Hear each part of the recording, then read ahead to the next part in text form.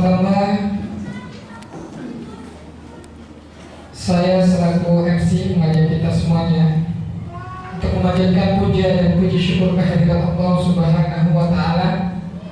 Selaku insan yang percaya akan eksistensi Allah, marilah kita senantiasa memanjatkan puja dan puji syukur kita kehadirat Allah Subhanahu wa Ta'ala atas segala nikmat karunia yang difadilkan oleh Allah kepada kita semuanya, baik nikmat iman, nikmat Islam, nikmat kesehatan serta kesempatan, sehingga alhamdulillah di siang hari yang penuh dengan barokah ini kita masih diberi kesempatan oleh Allah menghadiri kegiatan diseminasi atau penyebasan oleh Bapak Abdul Mufti SPDI Magister Pendidikan, calon guru penggerak angkatan 11 Kota Jayapura. Sholawat maha taslim tetaplah tercurah limpahkan kepada junjungan kita baginda Nabi Muhammad SAW, para keluarganya, para sahabatnya, serta para pengikut-pengikutnya. Mudah-mudahan kelak di yaumil qiyamah kita akan mendapatkan syafaat dari baginda Nabi Muhammad SAW. Amin amin ya rabbal alamin. Bapak Ibu yang kami hormati, untuk membuka mengawali kegiatan kita pada siang hari ini, marilah bersama-sama kita membaca basmalah bersama-sama. Bismillahirrahmanirrahim. Selanjutnya kita akan berdoa. Izin saya pimpin untuk lebih barokah kegiatan kita pada siang hari ini. A'udzu billahi minasyaitonir rajim. Bismillahirrahmanirrahim. Alhamdulillahil alamin. Hamdan syakirin, hamdan na'imin, hamdan kamilin, hamdan yuwafi ni'amahu wa yukafi mazidah. Ya Rabbana lakal hamdu kama yanbaghi li jalali wajhikal karim wa 'azimi sultanik. Allahumma shalli ala sayyidina Muhammad wa ala ali sayyidina Muhammad. Alhamdulillah hamdan katsiran thayyiban mubarakan fi ala kulli halin kama yuhibbu rabbuna wa yarda. Allahumma inna nas'aluka salamatan fid dinina wa 'afiyatan fil jasadina wa ziyadatan fil ilmina wa barakatan fil rizqina wa tawbatan qabla mautina wa rahmatan inda mautina.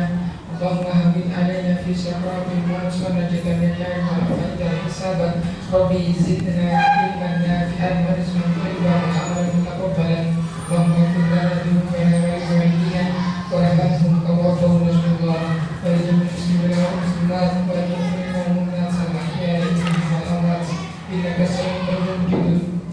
innaka sami'un mujibud da'wat ya qadil hajji. Rabbana atina fid dunya hasanah wa fil akhirati hasanah wa qina adzabannar. Subhana rabbika rabbil izzati 'amma yasifun wa salamun 'alal mursalin walhamdulillah. Bismillahirrahmanirrahim. Assalamualaikum warahmatullahi wabarakatuh. Pertama-tama marilah kita panjatkan puji dan puji syukur kehadirat Allah. Atas rahmat serta hidayahnya lah kita dapat berkumpul di dalam ruangan yang sederhana ini untuk mengikuti terkait praktik baik yang akan disampaikan oleh rekan guru kita, yaitu Pak Abdul Mufti, terkait diseminasi atau pengimbasan, yaitu budaya positif modul 1.4. Bapak Ibu guru yang saya hormati, jujur saja saya merasa senang dan merasa bangga karena ada penerus saya mengikuti penggerak ini. Banyak yang berpikiran kalau untuk penggerak ini susah, sulit, banyak tugas dan sebagainya. Padahal kalau kita jalani, kita lakukan, insya Allah kita pasti bisa.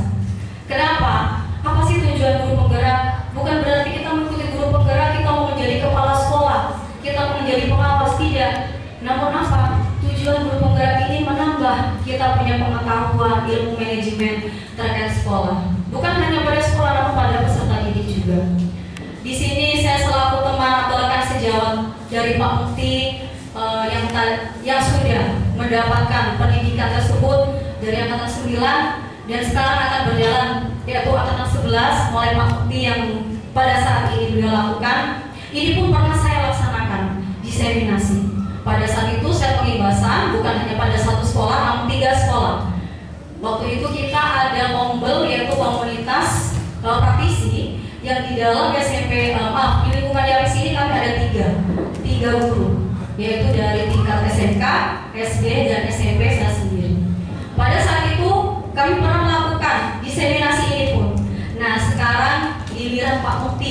yang melakukan praktik baiknya terkait diseminasi tersebut. Bapak Ibu guru sekalian, di sini kita mengapresiasi Pak Mufti, artinya di sini juga kita membantu beliau terkait pengibasan ini. Semoga dengan pengibasan yang nantinya Pak Mufti sampaikan materi-materi terkait budaya positif ini bisa kita terapkan di sekolah maupun di kelas. Dan untuk anak-anakku sekalian yang mengikuti daripada diseminasi ini, tolong diperhatikan dan dipahami. Ya, mungkin itu saja apresiasi kembali untuk Pak Mufti. Semoga kegiatan ini berjalan dengan baik dan lancar dan dapat kami sebagai rekan guru yang mengikuti ini juga bisa menjadi berkah, juga manfaat untuk kami. Demikian sedikit apresiasi untuk Pak Mufti. Wabillahi taufiq wal hidayah. Wassalamualaikum warahmatullahi wabarakatuh.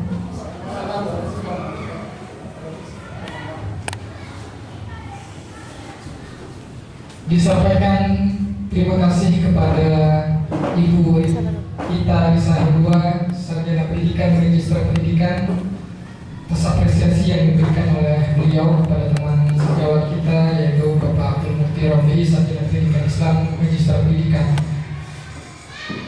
Selanjutnya, marilah kita simak dengan seksama presentasi yang akan disampaikan oleh Bapak Abdul Mufti Rafi, Sarjana Pendidikan Islam Magister Pendidikan terkait diseminasi atau pengibasan modul 1.4 mengenai budaya positif. Waktu dan tempat kami hadirkan.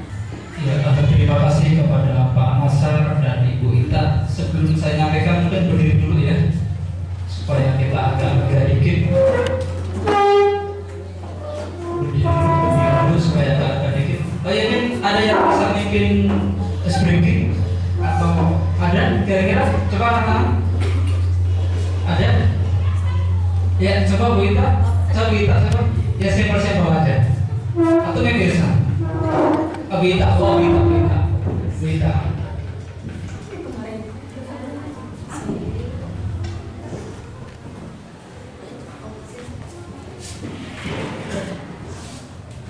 Baik, Bapak Ibu, ini waktu jam-jam orang ngantuk. Supaya kita mengikuti diseminasi ini dengan baik, mari kita speaking terlebih dahulu. Anak-anak mengikuti ya. Terus semangat.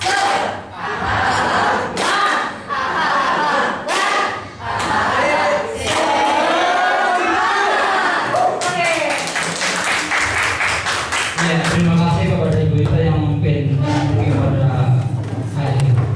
Ibu dan sekalian saya hormati, materi kita adalah tentang diseminasi atau pengibasan modul 1.4 tentang budaya positif. Budaya positif ini adalah budaya yang wajib kita lakukan di suatu pendidikan. Hal ini adalah di SMP yang kita cintai ini. Kemudian budaya positif di sekolah adalah nilai-nilai dan kebiasaan-kebiasaan di sekolah yang berpihak pada murid agar mereka dapat berkembang menjadi pribadi yang kritis, penuh hormat dan bertanggung jawab. Jadi ada 3 variabel: kritis, hormat, dan tanggung jawab. Artinya bukan sepenuhnya buat kita tapi untuk murid ya. Kemudian perubahan paradigma. Yang pertama, untuk membangun budaya yang positif, sekolah perlu menyediakan lingkungan yang positif, bertindak dan mencipta dengan merdeka mandiri dan bertanggung jawab. Lazimnya, disiplin dikaitkan dengan kontrol. Dalam hal ini adalah kontrol guru dalam menghadapi murid. Mohon izin, kita ini manusia yang memiliki sifat kontrol yang sangat unik. Maka melalui diseminasi ini, kita bagaimana bisa mengontrol siswa agar sifat kita yang tadinya suka marah menjadi yang ramah anak. Ini tujuannya. Kemudian menurut KHD adalah menuntun segala kodrat yang ada pada anak-anak agar mereka mendapat keselamatan dan kebahagiaan yang setinggi-tingginya, baik sebagai manusia maupun sebagai anggota masyarakat. Jadi kita menuntun, bukan menuntut, harus bisa. Sekarang bukan zamannya, menuntun. Ya, supaya mereka bisa mengetahui kodrat alamnya dan kodrat zamannya, di mana bagi seorang murid maupun nanti di masyarakat. Seperti itu, pendidik hanya dapat menuntun tumbuh atau hidupnya kekuatan kodrat yang ada pada anak-anak, hidup dan tumbuhnya kekuatan kodrat pada anak-anak, menuntun agar tumbuhnya kodrat kepada anak-anak. Kemudian perubahan, nah ini perubahan paradigma teori kontrol atau ilusi kontrol. Yang pertama, ilusi guru mengontrol murid. Yang pertama saya katakan bahwa kita memiliki ilusi yang banyak, yang unik, maka kita harus memiliki ilusi kontrol. Yang kedua, ilusi bahwa kritik dan membuat orang merasa bersalah dapat menguatkan karakter. Kemudian ilusi bahwa semua penguatan positif, efektif dan bermanfaat.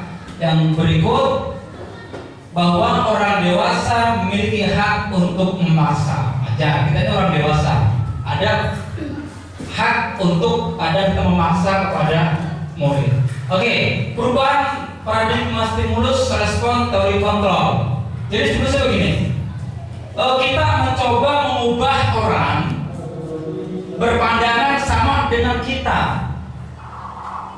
Teorinya adalah kita berusaha memahami pandangan orang lain tentang dunia. Kita boleh memaksa. Jangan anggap bahwa anak orang itu sama dengan kita, gayanya, kekuatannya, emosi, padahal bukan. Yang kedua, perilaku buruk dilihat sebagai suatu kesalahan. Kita sering menjudge, kamu, mohon maaf, kamu bodoh, kamu nakal, kamu ini. Padahal apa? Semua perilaku memiliki tujuan. Kenapa dia terlambat? Bukan kita, kamu terlambat terus, kamu jadi anak bodoh, tidak. Dia kenapa terlambatnya? Cak digali dulu. Mungkin dia ngantar ibunya ke pasar.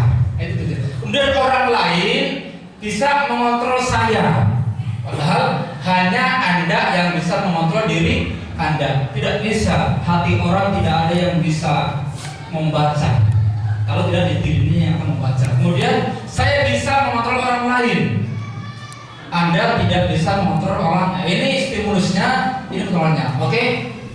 Apa sih makna disiplin? Nah, disiplin itu berasal dari kata Latin yang artinya belajar. Makna asal dari kata ini berkonotasi dengan disiplin diri dari murid-murid Socrates dan Plato. Jadi disiplin ini adalah katanya belajar, membuat orang menggali potensinya menuju sebuah tujuan apa yang dihargai. Itu makna dari disiplin. Kemudian Anda tidak bisa mengontrol orang lain, hanya Anda yang bisa mengontrol diri Anda. Ini camkan baik-baik dalam diri kita. Kita nggak bisa mengontrol diri orang lain kalau tidak diri sendiri yang mengontrol. Disiplin adalah kemampuan memerintah diri sendiri dalam mengontrol dan menguasai diri untuk memilih tindakan yang mengacu pada nilai yang kita hargai dengan penuh rasa tanggung jawab tanpa terperintah orang lain. Ini tanggung jawab.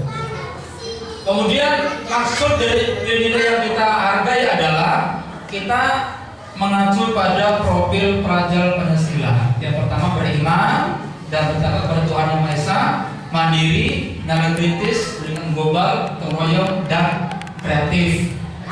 Teori motivasi perilaku manusia. Ini kita manusia karena yang diadili kita manusia. Manusia bertemu dengan manusia, maka harus tahu letak sisi positif manusia.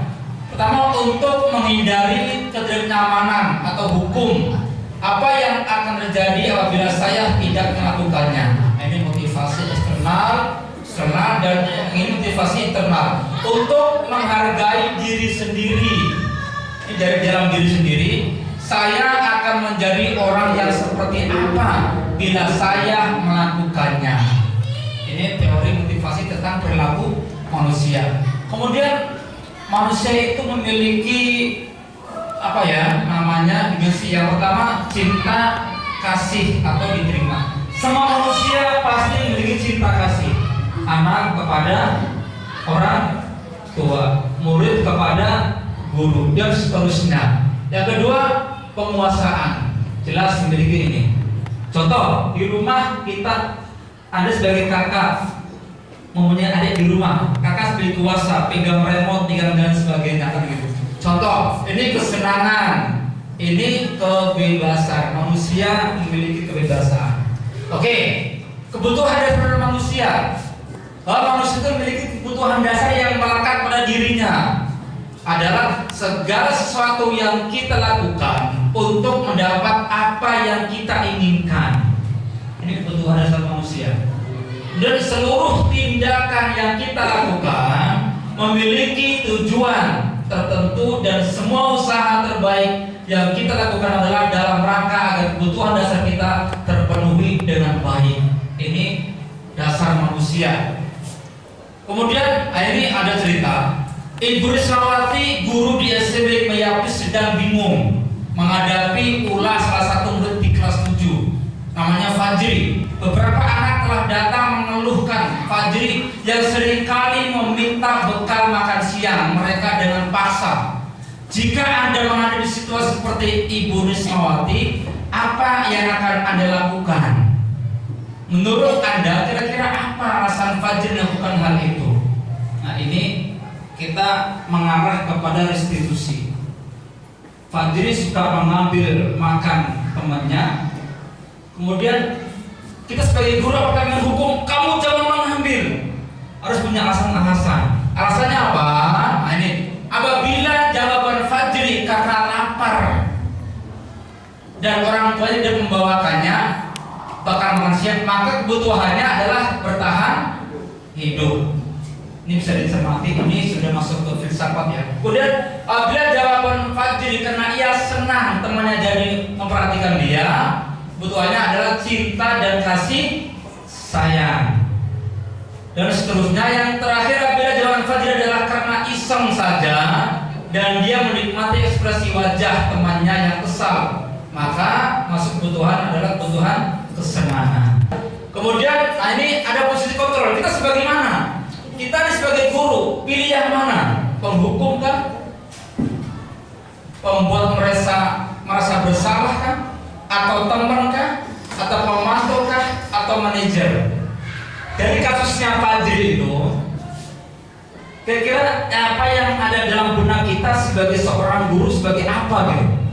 Dalam koridor posisi kontrol kita. Kalau penghukum, ya selesai. Kamu nakal, selesai. Berarti nggak ada lagi ke belakangnya. Sekarang kita tinggal dalam diri kita, mana yang harus kita ambil dari 5 ini. Pertanyaan, saya kecewa sekali dengan kamu. Siapa yang mengatakan pembuat orang merasa bersalah? Ini bahasa Indonesia ini. Kamu tidak pernah benar melakukannya. Penghukuman. Ayolah lakukan demi ibu bapak, berarti teman. Contoh, yang ini kita posisi di mana? Penghukum, teman, pemantau, atau manajer, atau penghukum. Bagaimana kamu bisa menyelesaikan masalah ini? Kemudian ini budaya positifnya, ungkapan positif, keyakinan kelas, dan peraturan kelas. Nah ini kita sering datang pagi, termasuk budaya positif. Kemudian di kelas berpihak kepada murid, keyakinan kelas. Ya. Ini nggak usah. Ya, membuat kesepakatan kelas. Jadi siswa kita sebagai pengajar ya, mula-mula membuat kesepakatan kelas. Karena kalau sudah ada kesepakatan kelas, berarti kalau ada anak-anak yang melanggar, itu nanti akan dikenakan apa? Hukuman atau apa? Coba. Kalau anak-anak melanggar, setelah kita membuat kesepakatan kelas, contoh nih, yang pertama saya tidak di kelas tidak boleh tidur. Nah pas ada guru, ada yang tidur. Nah kira-kira hukuman apa yang pantas kepada anak? Ya? Kasih peringatan. Berarti apa? Manajer, penghukum, teman, atau apa? Manajer. Oke. Jadi harus ditulis.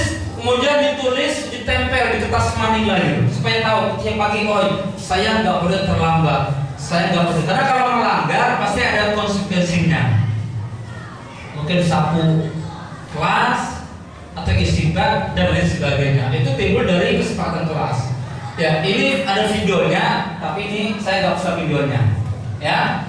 Kemudian, nah ini masuk kepada segitiga restitusi. Ya ini, kamu tentu punya alasan mengapa melakukan hal itu.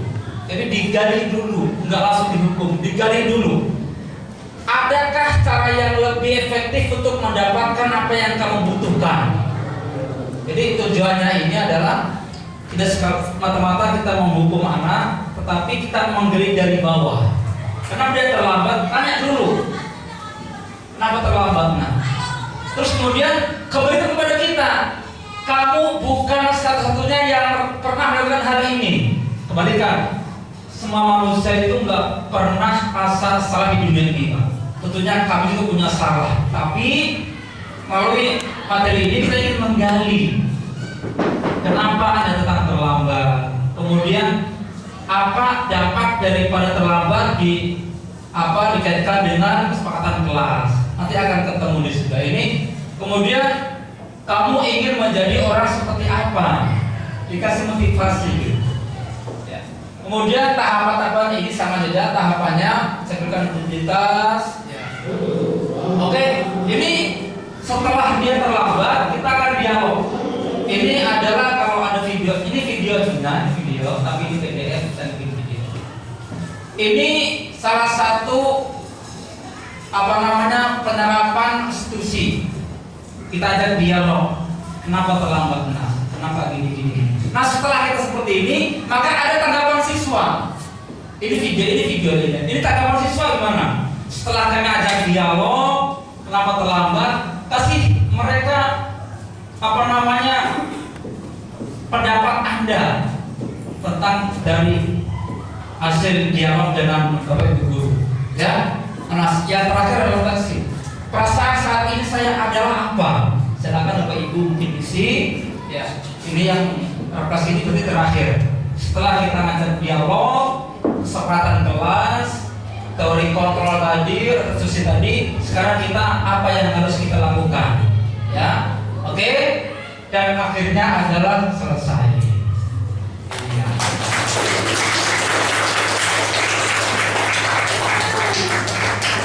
Ya, demikian. Terima kasih atas pemaparan yang telah disampaikan oleh Pak Lutfi terkait diseminasi atau pengibasan budaya positif. Silakan bagi Bapak Ibu yang ingin bertanya terkait materi yang telah disampaikan beliau, kami persilakan. Baik, terima kasih atas kesempatan yang diberikan. Izin Pak Mufti, terima kasih ya, materinya sangat bagus dan menarik. Mungkin di sini Pak, selain saya dan Pak Mufti terkait restitusi, pasti kami berdua mengerti apa itu restitusi. Mungkin untuk rekan teman yang lain belum memahami restitusi itu apa. Nah, sekarang tadi Bapak sudah sampaikan terkait restitusi nih Pak. Kira-kira di restitusi itu kan tadi ada sintak-sintaknya nih Pak ya? Iya Pak, tahapan. Nah, tahapannya. Bolehkah Pak satu saja contoh tahapannya itu seperti apa? Kalau pertama ke siswa bagaimana, setelah itu baru melakukan terkait restitusi itu. Tadi kan kalau nggak salah restitusi itu untuk menangani satu kasus yang dimana siswa itu melakukan kasus ya Pak ya, atau kesalahan yang memang sekiranya butuh penanganan khusus dengan melakukan restitusi. Terima kasih. Mengenai restitusi segitiga, ini gambar segitiga. Jadi mula-mula kita sebagai seorang guru posisikan kita dulu. Posisi kita tadi ke mana tadi? Yang kontrol kita ya. Nah, kita di mana dulu ini? Kira-kira kalau kita menjadikan kita sendiri sebagai teman, artinya namanya teman berarti ajak dia dialog, tidak langsung kita menghukum. Dialognya ya dialog pelan-pelan aja. Bahwa tadi dikatakan bahwa tidak ada orang yang tidak melakukan kesalahan. Semua orang pasti melakukan hal itu. Namun sebagai guru saya ingin menggali sebab kenapa Anda tidak melaksanakan tugas PR. Terus kita gali. Nanti setelah kita gali, mereka punya pandangan bahwa saya akan menjawab. Nah, setelah menjawab, maka dia akan berpikir. Berarti kedepannya dia tidak boleh lagi tidak mengerjakan tugas atau PR. Nah ini, setiap orang pasti pernah melakukan kesalahan. Nah dengan demikian, maka si siswa akan berpikir, oh ya, betul hanya saya yang bersalah. Termasuk Pak Guru juga pernah bersalah. Tapi mari kita menggali informasi sebab apa dia terlambat, sebab apa dia nggak PR, sebab apa dia tidak sholat duhur jamaah, sebab apa dia tidak berpakaian rapi dan sebagainya. Nanti dengan itu dia akan sadar. Nah, tentunya ini dibangun dari kesepakatan kelas tadi. Contoh nih, ada kalimat tidak boleh tidur di kelas, tidak boleh ribut di kelas. Nah itu masih kalimat-kalimat baku. Nah itu dijadikan menjadi kalimat-kalimat positif. Kalau tidak boleh tidur di kelas, berarti kalimat positifnya apa? Bu Dewi, kalimat positif dari tidak boleh tidur di kelas, berarti kalimat positifnya apa? Ya, contoh aja. Ini kan kalimat negatifnya, nah tidak boleh tidur di kelas, itu tentang kelas. Berarti diubah jadi kalimat positif. Seperti apa?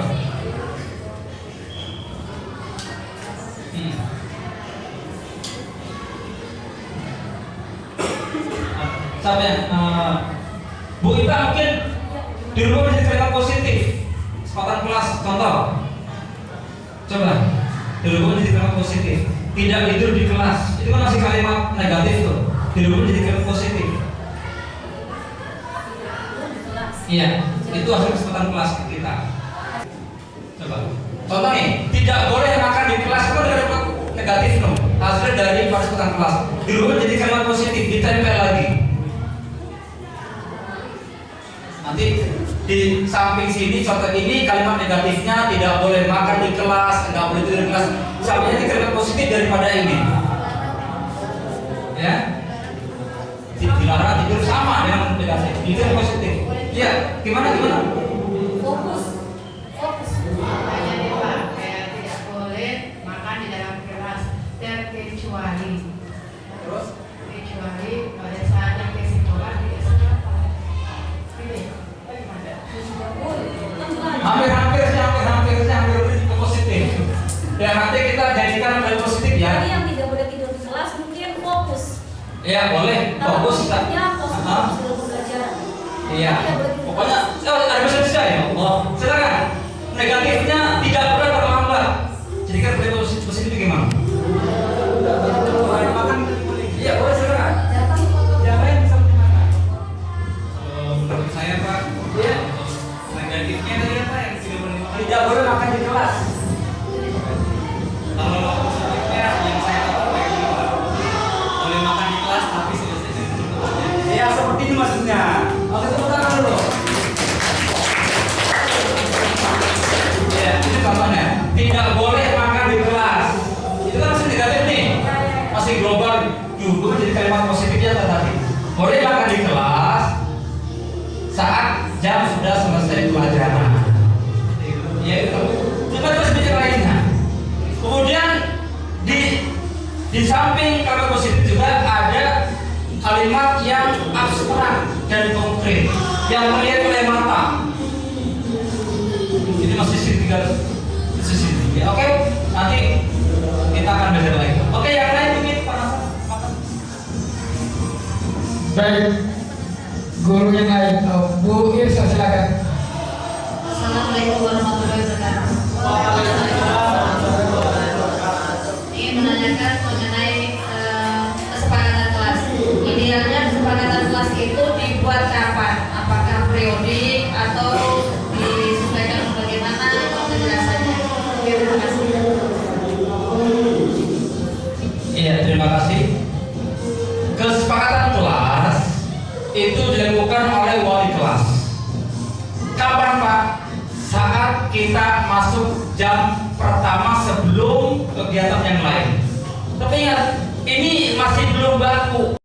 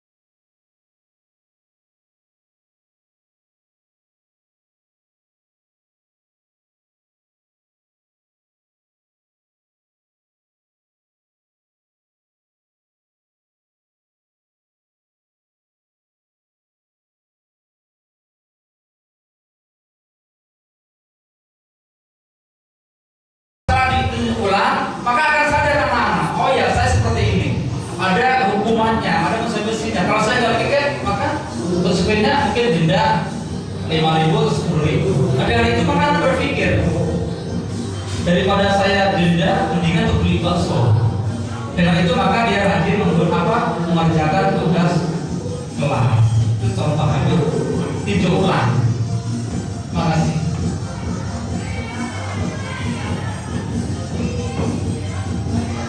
Iya Pak, izin. Mungkin saya tanya lagi ya Pak, boleh ya? Supaya saya lebih mengingat.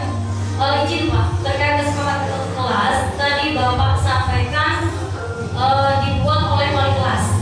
Berarti kalau buku mata pelajaran yang masuk, dia bukan kesepakatan kelas Pak ya, beda ya. Nah, Pak, izin bertanya, kesepakatan kelas dengan tata tertib kelas, bedanya apa Pak? Terima kasih. Iya.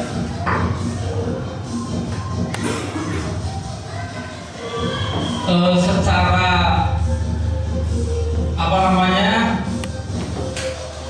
individu antara siswa dengan wali kelas membuat kesepakatan yang real ada di dalam kelas, dan itu dibangun melalui bersama, bukan hanya wali kelas. Jadi yang punya ide siswa, Pak, saya punya ide, apa idenya? Tidak boleh merokok di kelas, contoh catat. Tapi kalau peraturan kelas itu sifatnya umum, boleh guru mapel, boleh dari pihak sekolah. Ini dari pihak sekolah mana nih? Yang tidak boleh mencoret-coret tembok, itu dari sekolah, apa dari wali kelas. Kalau ya apa dari guru mapel, kalau wali kelas ya sifatnya urgent di kelas. Yang punya rumah adalah bapak ibu guru. Berarti tentunya ibu guru yang tahu mengenai situasi kondisi di kelas itu. Maka dibuatlah kebersamaan antara siswa dengan wali kelas, saling bukan dari guru tapi dari kelas, dari siswa, seperti yang ada pada gambar ini. Atau ada videonya, tapi nanti ada videonya. Seperti itu ya Bu Ita ya. Ya, dan dari sebelah sini Bu Aden, penutup lah, penutup dari sini yang penutup ya. Atau Bu Risma, tadi ada orang Bu Risma Pak? Ayo Bu Risma.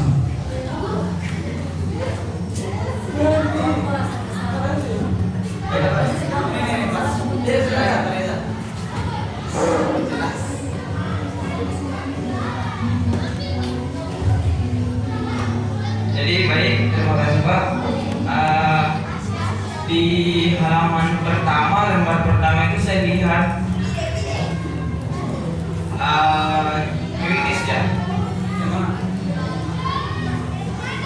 Ini menjadi pribadi yang kritis. Nah, yang saya pertanyakan sekarang Pak, apa sih yang bisa dilakukan untuk siswa itu bisa menjadi lebih kritis? Karena belum kritis saja siswa sudah takut. Misalnya belum mengungkapkan kritisnya, siswa takut duluan.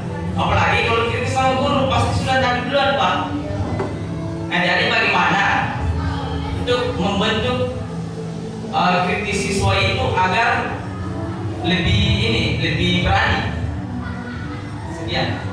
Iya, ini ada siswa ya perwakilan. Jadi gini, sekarang guru itu bukan hanya sekedar ceramah di kelas, tetapi guru sebagai fasilitator. Semuanya berpihak kepada murid, membangun koneksi antar siswa, antar murid, agar murid memiliki pikiran kritis. Artinya gini, kita memberikan contoh nih, nah tolong Anda buat keripik pisang, ini pisang. Nah mereka yang berpikir, oh ya pasti ada pisaunya, pasti ada ininya, pasti ada ini. Nanti mereka yang berpikir sama dengan tentang dialog. Saya tadi dengan siswa dialog, saya nggak banyak bicara, tapi yang banyak bicara adalah siswa. Contoh nih, saya katakan gini, kenapa kamu terlambat nak? Dia bicara bla bla bla bla bla. Itu menunjukkan bahwa anak itu sudah mulai berpikiran kritis. Artinya nalarnya itu berjalan, tidak hanya sebagai gelas kosong yang kita isi itu bukan zamannya. Gelas bukan gelas kosong, tapi ini manusia yang harus kita dekati, harus kita tuntun agar mereka mendapatkan hak-hak sebagai manusia, agar tadi dikatakan bahagia dunia dan akhirat. Terus apa lagi?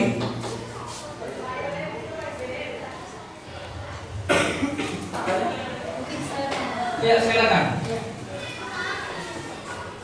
Ya, tambahan dari kita ya. Izin, mungkin saya ini Pak ya, terkait tadi Bapak berpikir kritis, izin Pak. Siswa itu kan di dalam kelas kan bukan hanya menonton, melihat guru, bukan hanya menonton, belajar, guru menjelaskan. Namun dia juga harus tahu dan paham, bisa menjelaskan dengan cara seperti apa. Kita sebagai guru supaya pembelajaran itu lebih menyenangkan, mungkin kita buat kelompok. Anak-anak bisa berpikir kritis secara kelompok dalam tugas hal apapun itu, kayak seperti itu Pak.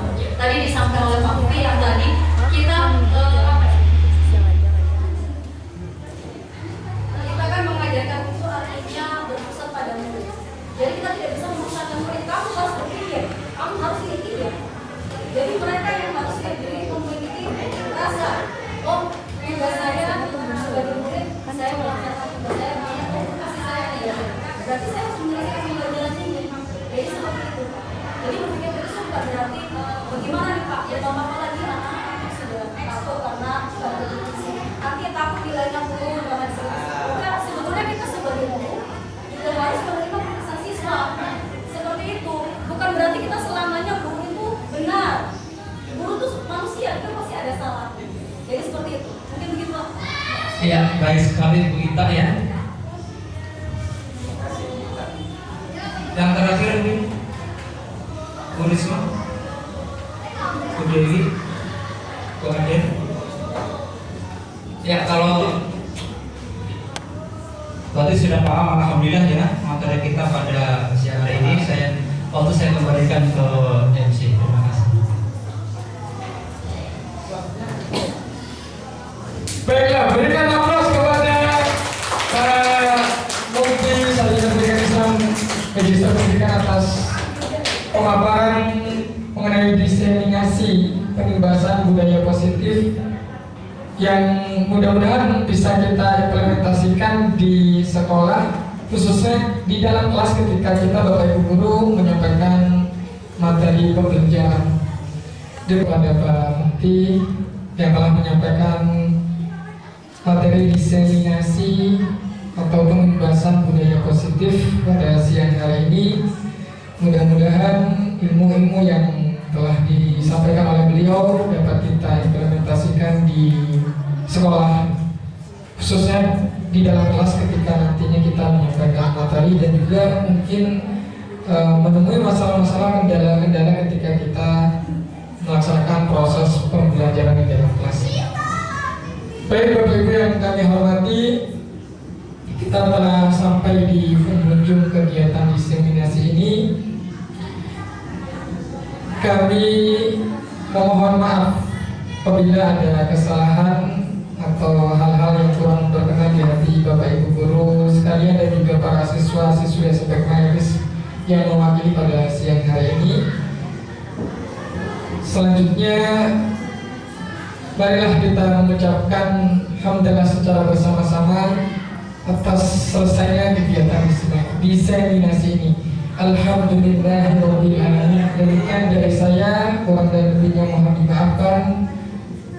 Assalamualaikum warahmatullahi wabarakatuh.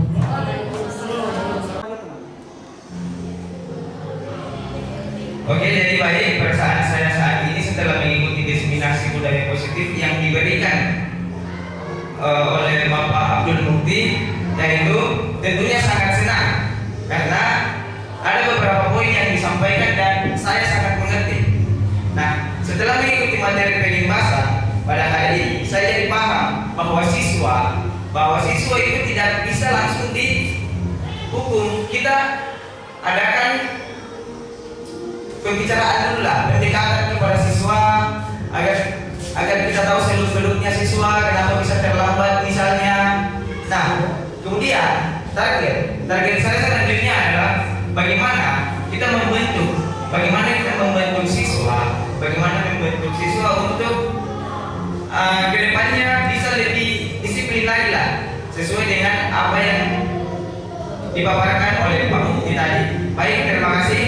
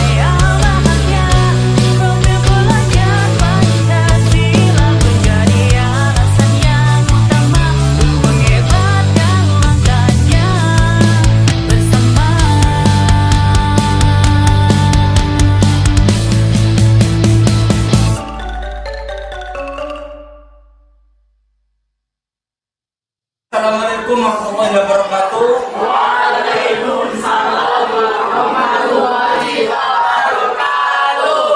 Ya, anak sekalian, gimana kabarnya? Alhamdulillah, luar biasa. Allahu Akbar. Ya, pada kesempatan ini saya sebagai wali kelas kalian, sebelum kita melangkah pembelajaran berikutnya, kita pertama-tama membuat kesepakatan kelas, dan membuat ini bukan dari Pak Guru, tapi dari semua unsur yang hadir di sini. Ya, saya siapkan kertas, nanti silakan kalian membuat kesepakatannya tadi, kemudian kita tempel di sini. Saya, oke.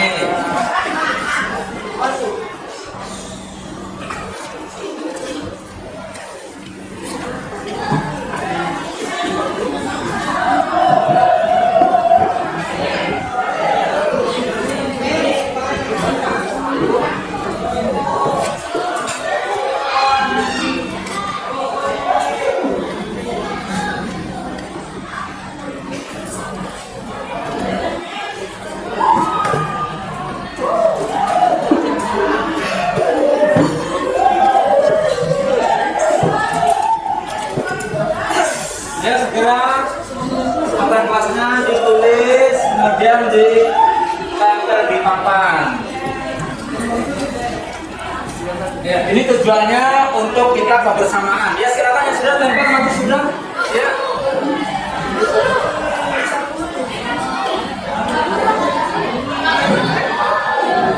Oke.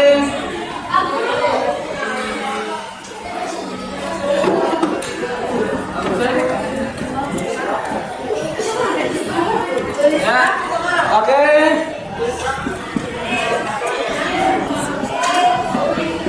Ya, silakan yang sudah ditempel, nanti kita baca sekaligus Kira-kira keyakinan kelas kita apa ke depannya?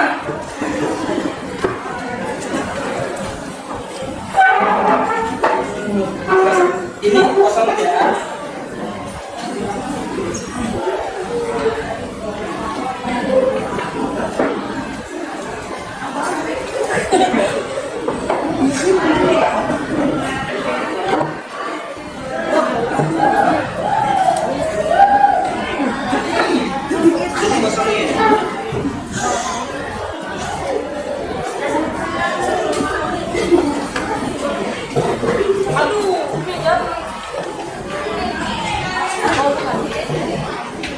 Oke, kira-kira sudah terpasang ya. Ini keyakinan kelas kita. Ketua kelas kan ketua kelas. Ya, coba ke depan dulu ketua kelas.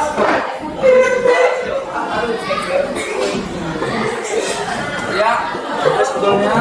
Oke. Yang pertama coba Pak Guru lihat ya. Ini coba. Ini. Dilarang tidur di kelas. Ya, coba satu di sini dilarang tidur di kelas.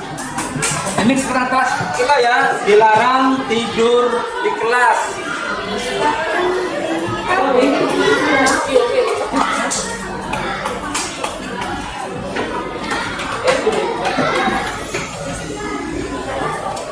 Terus apa lagi nih?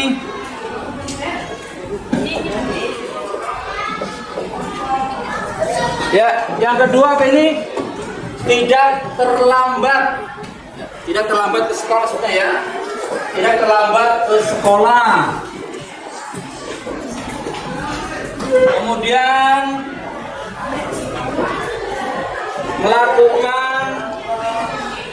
melakukan apa ini? Apa? Ya, melakukan piket kelas.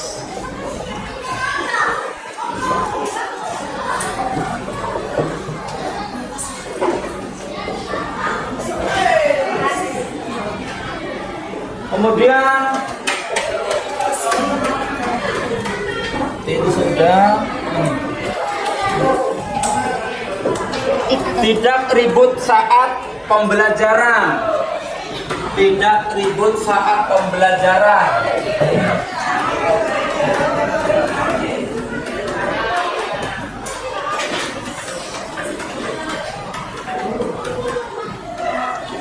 Ya, Nathan coba maju, bacakan lagi apa? Coba bacakan lagi. Ayo Nathan maju, bacakan lagi. Ayo. Gini. Sekarang satu atau benar dalam kelas. Ya, melepas alas kaki. Oke, duduk lagi Nathan, makasih. Ya, jadi sepatu minta kelas ya caranya. Begitu kita masuk kelas, sepatunya disimpan di mana? Di dalam. Ya, sepatu ya. Oke.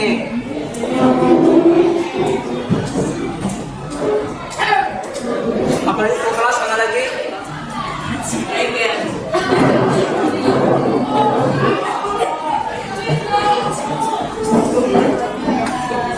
Iya, silakan.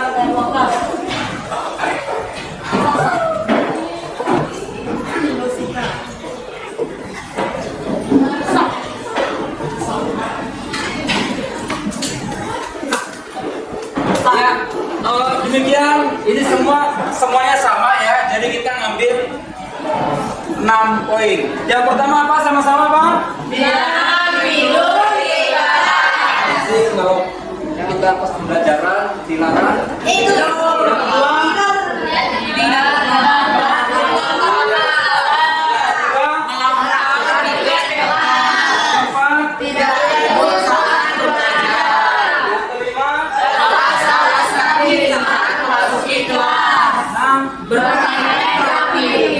Ya, demikian setelah kita catat, kita resapi kira-kira inilah yang kelas yang kita bina untuk kelas ini. Kesepakatan ini bukan timbul dari orang lain tapi dari diri kita sendiri. Ya, demikian. Assalamualaikum warahmatullahi wabarakatuh. Waalaikumsalam warahmatullahi wabarakatuh.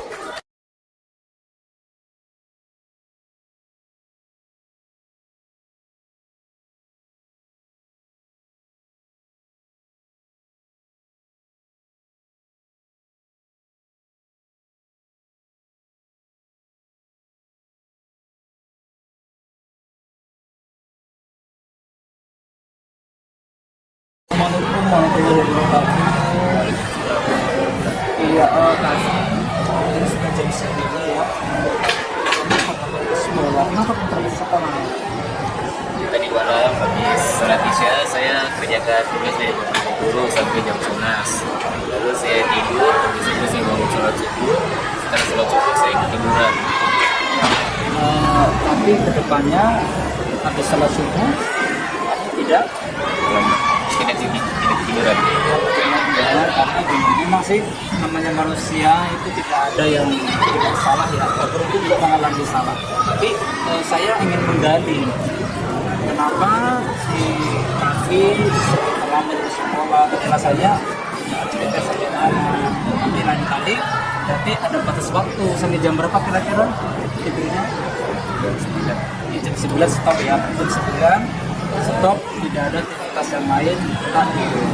Kemudian tuh bakal terlambat begini kan rugi. Yang lain sudah ke kelas, aku masih saya wawancarain kan gitu ya. Nanti lain kali misalkan datangnya besok lagi ya. Kemudian apa harapan kamu ke depan? Tidak terlambat lagi. Kan kita kan tahu kemarin kan kita membuat kesempatan kelas ya. Dan di antaranya apa? Ya, tidak terlambat. Tidak terlambat. Jadi yang buat bukan Pak Guru, tapi semua teman-teman kita semua kelas. Jadi usahakan rupanya tidak terlambat lagi.